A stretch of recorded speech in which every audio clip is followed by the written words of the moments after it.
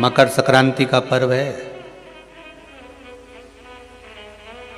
ये कोई मकर संक्रांति ऐसी नहीं पड़ गई, किसी देवता का घर जला था तब जाकर दूसरे घर में प्रवेश किया था, तब मकर संक्रांति हुई थी। एक बहू ने अपने ससुर का आदर नहीं करा था तो पिता ने बेटे के घर में आग लगा दी थी केवल क्रोध में, तब जाकर ये मकर संक्रांति पड़ी थी। कोई ऐसे ही पड़ गई मकर संक्रांति? कह दिया आपने तो कि मकर संक्रांति का दान बड़ा प्रबल होता है, पर उस दान की महत्वता क्या है? हमारे शास्त्र क्या कर रहे हैं, हमारे पुराण क्या कर रहे हैं, हमारे वेद क्या कर रहे हैं? हम तो सुनते हुआ हैं भीष्म पितामह बाणों की सैया पर पड़े तो उत्तरायण सूर्य आने वाला था इसलिए तब प्राण त्यागूंगा।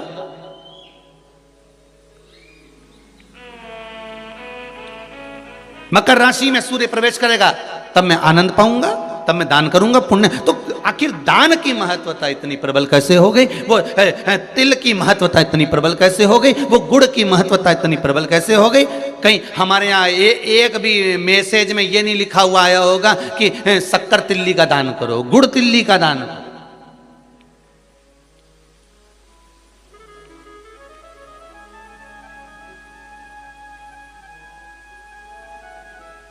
ज्योतिष के हिसाब से तिल शनि है और गुड़ सूर्य है।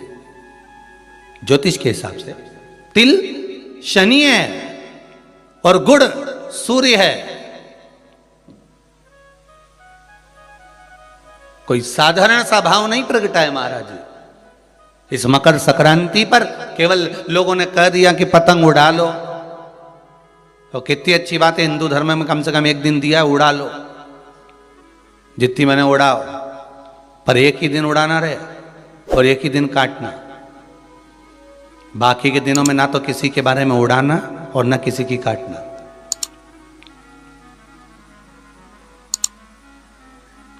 मकर संक्रांति का पर्व देखना है तो पुराना उठाकर देखिएगा कि हमारे यहां मकर संक्रांति का भाव क्या व्यक्त करता था, क्या कहता था। ना तो किसी के बारे में उड़ाओ और ना काटो। किसी की बहन बेटी जा रही है उसकी उड़ा दी, कोई का लड़का है तो उसकी उड़ा दी, कोई की सास है तो उसकी, कोई का ससुरा है तो उसकी, कोई गुरु है तो उसकी, कोई ब्राह्मण है तो उसकी, कोई बड़े से बड़ा मठाधीश पीठाधीश संत महात्मा जोगी सन्यासी तपस्वी जिसको तुम जानते तक नहीं, किसी की बहू बेटी को तुम पहचानते तक नहीं, किसी व्यक्ति को तुम पहचानते तक नहीं, एक बार नहीं मिले, बस एक व्यक्ति ने उड़ाई तो इन्हें भी ढील दे के उड़ाई। अब वो एक ने उड़ाई तो तुमने भी उड़ा दिया। अरे हमारे यहाँ तो हिंदू धर्म में एक दिन दिया है मकर संक्रांति का दिन कि खूब छत पर जा उड़ा ले जितनी उड़ाना है, पर किसी की गलत शब्द से मत उड़ाना, किसी के लिए आड़ा टेढ़ा मत बोलना, किसी के लिए ऐसा मत बोल जाना क्योंकि तुम उसको पहचानते ही नहीं हो, बस उसने उड़ाई तुम उसके साथ मिल गए। दे ढील, चरखिल तो तुम ही पकड़े थे। उड़ाए जा उड़ाए जा उड़ाए जा।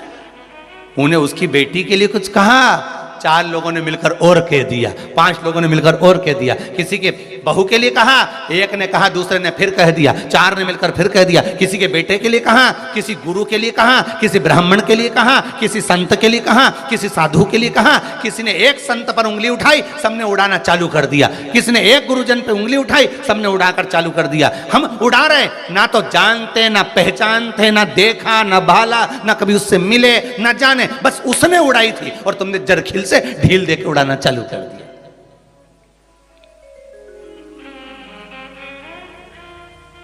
अरे कितना हमारी भारत की भूमि को पहचानो तो रे भाई।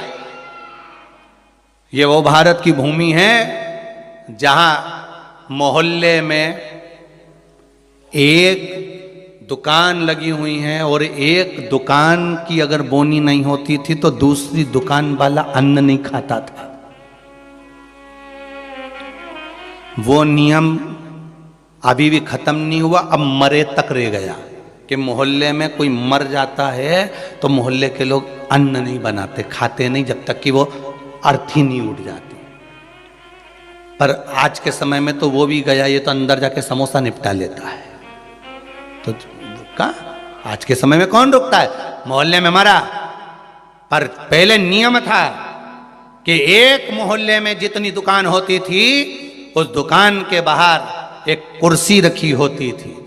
प्रत्येक दुकान के बाहर एक कुर्सी रखी होती थी। ग्राहक आता था, कुर्सी पर बैठता था, कुर्सी पर बैठता, सामान खरीदता, सामान खरीदा जिसकी दुकान से कुर्सी, उस दुकान को जब बाहर रखी थी वो कुर्सी फिर अंदर रख लेता था।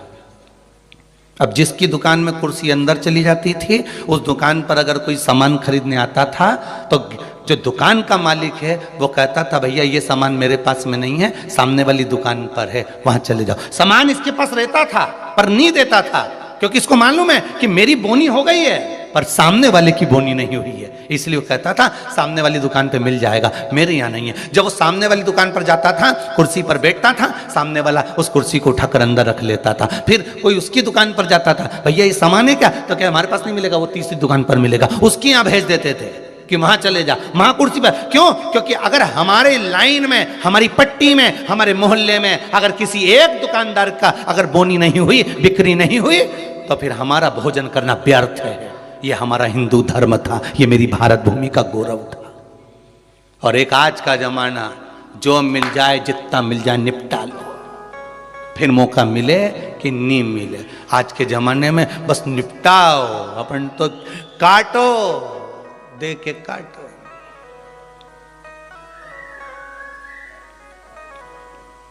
अरे भगवान से भी कहना, पतंग उड़े आकाश माने, डोर थारा हाथ मां, ओ वल्लभ मारी पतंग ऊंची राख जो। श्री जी बाबा मारी पतंग ऊंची राख जो, गोवर्धन बाबा मारी पतंग ऊंची राख, ओ भोले बाबा मारी पतंग ऊंची राख जो। भगवान से प्रार्थना करना। और दिया एक दिन भगवान ने, उड़ा लो जितनी उड़ाना है।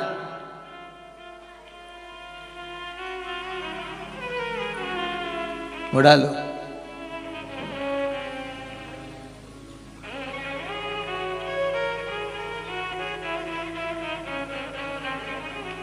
महाराज ज्योतिष में तिल को शनि और गुड़ को जम के बोलो जरा, सूर्य कहा गया है। दोनों बाप और बेटे का मिलन करवाया, क्योंकि इन दोनों की बनती नहीं थी। शनि की सूर्य से ना बने, सूर्य देव की शनि देव से ना बने, दोनों का मिलन है, दोनों का मिलन। महाराज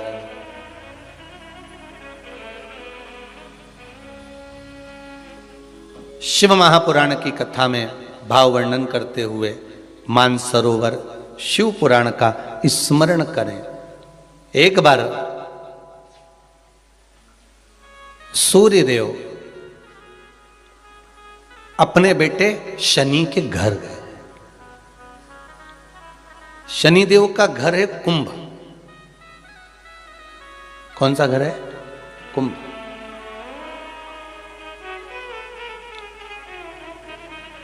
एक सरल भाषा में लेना, घर में अगर ससुर आए, घर में घर का बुजुर्ग आए, बड़ा आए, तो उसका आदर होना चाहिए कि नहीं होना चाहिए। हमारी शिव महापुराण की कथा तो यहां तक कहती है कि आपकी उम्र से अगर कोई बड़ा आ रहा है तो आपको खड़े हो जाना चाहिए। यहां तक शास्त्र कह रहा है। कोई आदरणीय आ रहा है, कोई गुरुजन आ रहा है, कोई साधु जन, कोई सन्यासी, तपस्वी, साधक, उपासक, ब्राह्मण जन, घर के कोई बड़े, माता पिता, ताऊ ताई, चाचा चाची, जो घर के बड़े आ रहे हैं, अगर कोई वयो आ रहा है, कोई वृद्ध आ रहा है, अपने केवल घर के ही नहीं बाहर का भी अगर कोई बड़ा है, आदरणीय है, सत्कार वाला है, सम्मान वाला है, तो उठ के खड़े हो जाना चाहिए।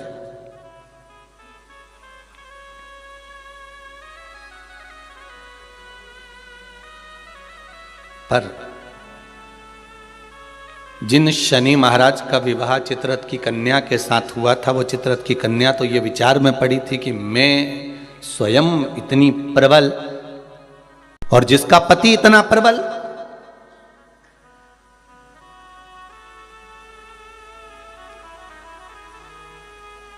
जीवन में कभी अहंकार मत करना। एक बात बहुत बहुत ध्यान रखना साहब, ये जो क्रम है ना, बाहर बहुत प्रसन्न नजर आते हैं, वो भीतर से बहुत रोए हुए होते हैं।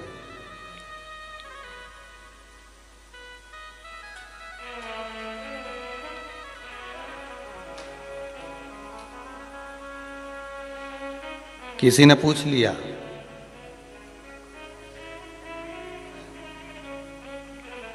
एक बात तो बताओ गुरुजी कि ये शनि महाराज इतना गुस्सा क्यों करते हैं? दुकान पे सेठ जी इतना गुस्सा क्यों करते हैं? रोज करते हैं क्या? जम के तो बोलो, रोज करते हैं सेठ जी दुकान पे गुस्सा? जितने लोग आस्था पर कथा सुन रहे हो, मोबाइल पर सुन रहे हो, बड़े ध्यान से सुनना।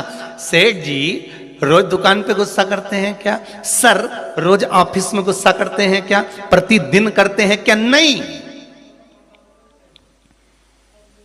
कभी कभी सेठ जी को गुस्सा आता है, कभी कभी जो सर हैं उनको गुस्सा आता है, कभी कभी आता है, रोज नहीं करते। बहुत बहुत सावधानी से कथा का स्मरण करिएगा। सर रोज गुस्सा करते हैं क्या? नहीं। सेठ जी रोज गुस्सा करते हैं क्या? नहीं, प्रतिदिन नहीं करेंगे। मालिक रोज क्रोध करते हैं क्या? नहीं। अगर ऑफिस में सर क्रोध कर रहे हैं, ऑफिस में सर क्रोध कर रहे हैं, दुकान पर सेठ जी क्रोध कर रहे हैं, मालिक अगर क्रोध कर रहा है तो रोज नहीं करता। वो कब करता है? जब घर में उसकी कुछ अनबन थोड़ी बहुत, परिवार में भी सबसे अनबन हो तो भी इतना गुस्सा नहीं करेगा। पर वो जगदम्बा के साथ जब अनबन होती नहीं बेरू की, तब फिर तो बिल्कुल फिर कोई नहीं चले, फिर तो वो मुंह उतरा रहेगा, गुस्सा भरा रहेगा। फिर कोई बोला तो क्रोध। तो किसी ने पूछा गुरुजी ये शनि महाराज को इतना क्रोध क्यों आया रहता है? जब देखो जब शनि जी गुस्से में रहते हैं, हाँ, परंतु कभी कभी करते, पर इतना गुस्सा क्यों रहता है इनके पास में? उसका एक ही तो कारण होगा। एक कारण है शनि महाराज के क्रोध करने का। धर्म पत्नी आई शनि महाराज की, सम्मुख में आकर खड़ी हो गई शनि महाराज के,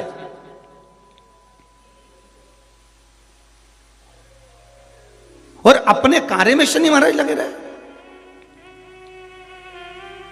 माना आप व्हाट्सएप चलाओ, पर घरवाली खड़ी है तो थोड़ा सावधानी से एक बार मुंह से बात तो कर लो।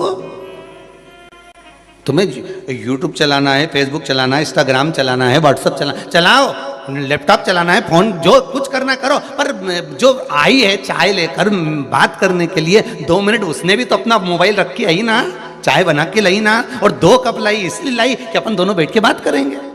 तो शनि महाराज जी की धर्म पत्नी भी ये सोच के आई थी कि मेरे प्रभु के पास में बैठकर मैं थोड़ी चर्चा करूं, मैं थोड़ी बात करूं, पर ये तो देखे ही नहीं लगा। आ गया क्रोध,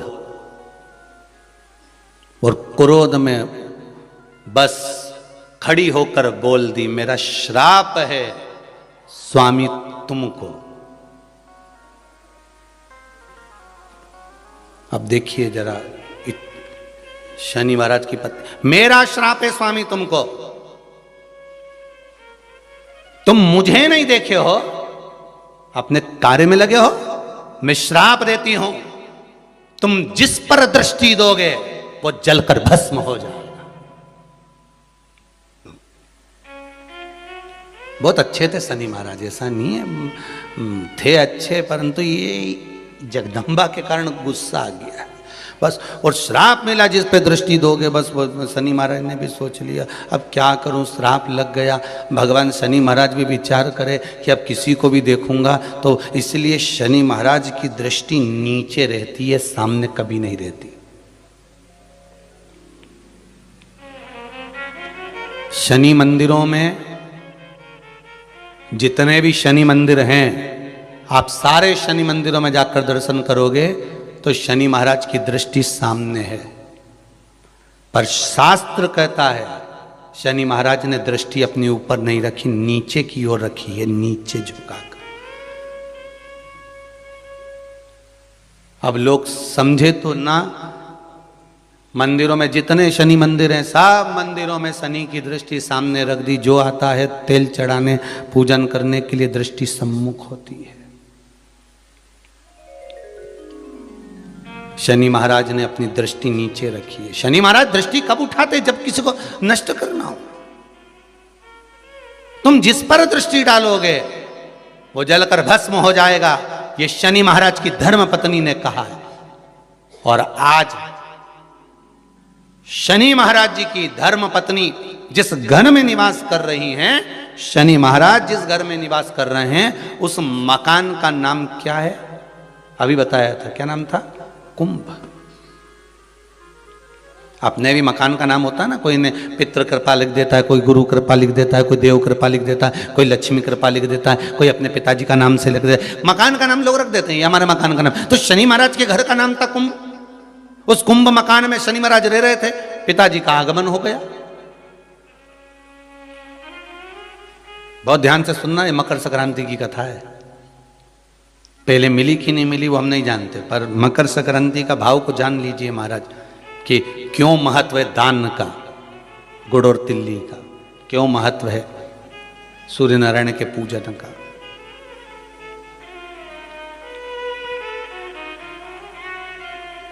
महाराज, शंभु शरणे पड़ी मांगू घड़ी रे घड़ी, दुख काटो दया करी ने दर्शन आपो।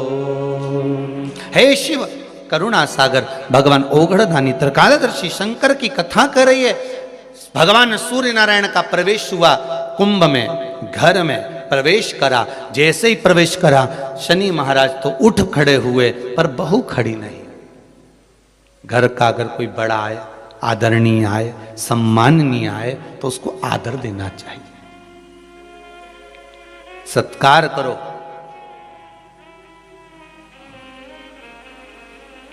तेरा ही दिया मैंने खाया पिया है, तेरा शुक्रिया है, तेरा शुक्रिया।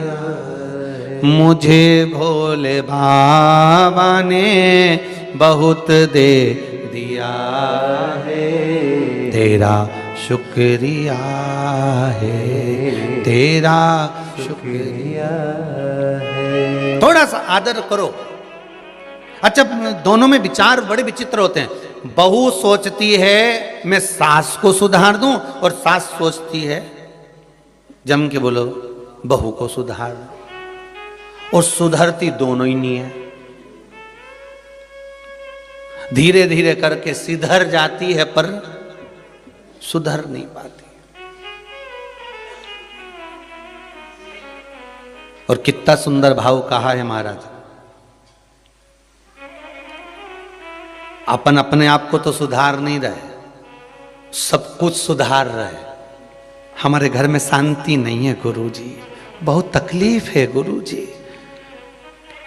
फिर गए किसी के पास में, उन्होंने कहा चलो हाथ दिखाओ, लाओ जरा तुम्हारा ग्रह दशा देखते हैं। और उन्होंने कहा एक काम करो, फिर किसी को बुलाया, कोई वास्तु शास्त्री बाबू आ गए, किसी ने मकान देखा, कह दिया घर बदलो, घर ठीक नहीं है, इसमें कुछ ऐसी चीज है कि तुम बर्बाद हो जाओगे। अब तुमने क्या करा, किसी के कहने पे जम के बोलो जरा, बदला कि नहीं बदला? जब इतनी बड़ी बात कह दी तो भाई घर बदल लिया, ठीक है। अब वो घर बदल के किराए का मकान में चले गए, और किराए के मकान में 20,000 रुपये महीना लगना चालू हो गया। अभी तक वो लग नहीं रहा था ना। अब 20,000 रुपये महीना किराए के मकान में लगना चालू हुआ, और जो 20,000 रुपये लगना चालू हुआ, थोड़े दिन तक तो थोड़ा लगा कि हाँ थोड़ी शांति है। 2 महीना, 4 महीना, 6 महीना ऐसा लगा, खूब शांति आ गई। महाराज बिल्कुल सही किया था, एकदम बढ़िया बोला था। अच्छा वो अपने घर छोड़ दिया। और 2-4 महीने जब 20,000 रुपये देने, फिर जो झगड़ा चालू हुआ, मकान मालिक बोला 20,000, गैस की टंकी, बच्चों की फीस। फिर जो जैसे कल कथा में था ना, गौरी कुंड पे उफान, गंगा जी का जल, बस वैसा उफान जो आया, अब फिर किसी की आ गई। महाराज शांति नहीं बिल्कुल भी, बड़े दुखी हो गए। घर में रत्ती सारा सूखे पर शांति नहीं है, बिल्कुल नहीं है। फिर किसी ने कहा एक काम करो, थोड़े दिन के लिए तुम ये वाला नेकलेस पहन लो, थोड़े दिन के लिए तुम ये धारण कर लो, थोड़े दिन के लिए ये वाले कलर के कपड़े पहनो। ये जब गुरुवार आए तो पीला पहनना, बुधवार आए तो ये कलर का पहनना, काला पहन लेना, ये पहन लेना, वो पहनना। फिर लिबास बदला। अभी क्या बदला था? घर। अब क्या बदला है? लिबास।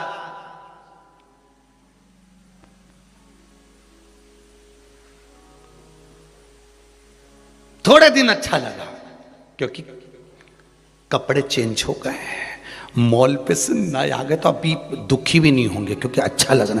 फिर 4-6 महीने निकले, 8 महीने, 1 साल निकला। उसके बाद फिर किसी बात बड़े दुखी हो गए, बड़ी तकलीफ है। क्या हुआ? क्या? बस पूछो ही मत, व्यापार में भी बड़ी तकलीफ है, घर में भी है। फिर किसी ने कह दिया तुम्हारे रिश्तेदार तुम पे कुछ करवा रहे हैं।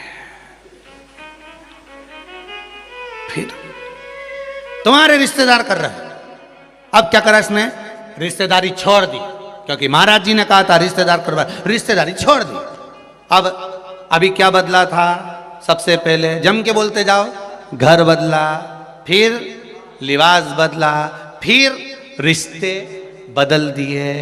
अब थोड़े दिन किसी से फोन पे बात नहीं हो रही, किसी से बातचीत बंद हो गई। अब ऐसा लग रहा है वही करा रही थी, अब तो अच्छी, हमारी तबीयत भी अच्छी हो गई। अब 2, 4, 8, 15 दिन, 1, 2 महीना, 4 महीना, 6 महीने अच्छे रहे, फिर मालूम पड़े तकलीफ आ गई। फिर किसी ने कह दिया, किसी क्या गया, क्या हुआ? वो तुम्हारा जो सहेली है ना और वो दोस्त है ना तुम्हारा, बहुत वही सब कुछ कर रहा है। अब बचा कुछ दोस्त बचे थे, सहेली बची थी, तो पहले क्या बदला? घर। फिर क्या बदला? लिबास। फिर क्या बदला? रिश्ते।